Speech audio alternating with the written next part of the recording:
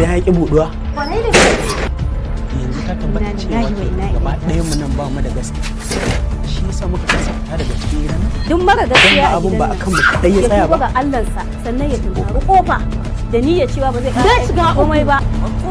Kudin ɗakin tawa aka sace. Ba za ka gwada wallahi zan koma ciki. look at ka ba lokacin da ya kamata kowanne ne ai mutum ne da yake dan mu haɗu gaba ɗayan mu tuban Ka gwada buɗe kofar nan.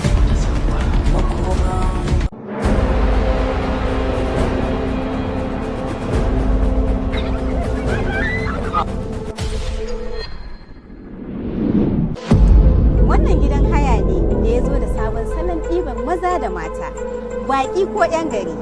Muna bayar da hayar sati har zuwa wata ɗaya ga duk mai bukata.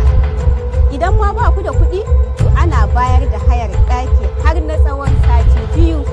Ku zo ku duba.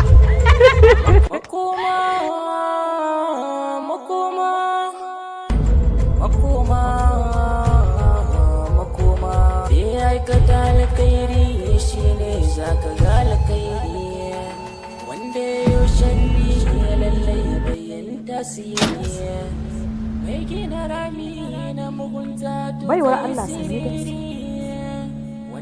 nake bukata wuka nake bukata mai kaifi wadda za ta iya kashe mun mutum Shiga wancan ƙaramin falon a hannun damar ki sake da kicin ki zaɓi duk kalar roƙar da ke bukata. Kaga haka bai malam kaga haka kaga haka kin malam kaga haka in ana haka raina ba shi baci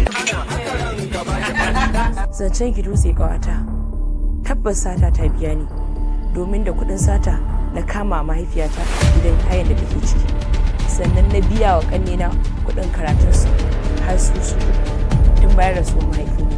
Shin me kika taka ne? Ba kya tsoro na ne? Kan me zan ji tsoron ki? Idan na fa kika zo, kuma kowa a gidansa ai sarki ne. Lallai kuwa yau zan kawo ƙarshen sarautar ki. Yau kuwa zan kashe ki. Ba kaddara ta bace mutuwa a cikin gidan. Kowa kika ga ya mutu. Kwanan shi ne ƙare.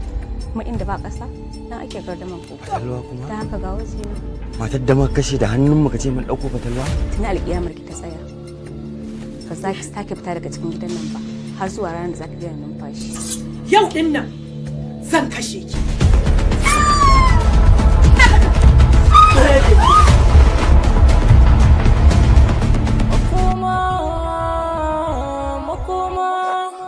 Wallahi na fi kuɗin kanti da tsakanci.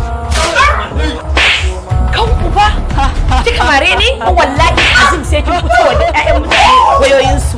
Na ga kuma sai na rama mali. Wacce ta ce za ta ta wallahi zan ka samu. Ai kuwa kin taro mat.